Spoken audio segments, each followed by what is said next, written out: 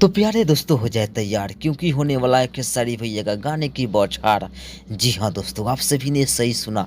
खेसारी भैया का new set song का शूटिंग फाइनली कंप्लीट हो चुका है। जी हाँ दोस्तों, आप सभी ये स्क्रीन पे देख सकते हैं। इस सॉन्ग का टीचर या पोस्टर बहुत जल्द आप सभी को देखने और सुनने को मिल सकता है। जी हाँ दोस्तों, तो भैया आप सभी को जानकारी के लिए मैं बता दूं कि खेसारी भैया का सेट सॉन्ग का पोस्टर या टीचर कब तक आप सभी को बीच आने वाला है।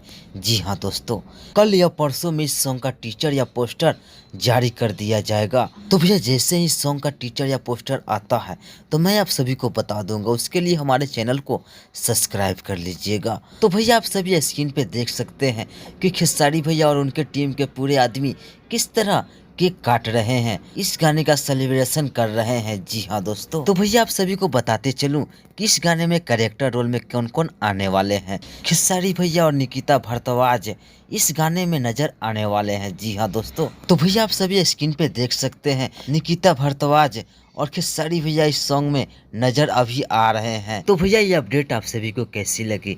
आई होप कि ये वीडियो आप सभी को अच्छी लगी हो। तो मिलते हैं न्यू वीडियो न्यू टॉपिक के साथ, तब तक के लिए गुड बाय।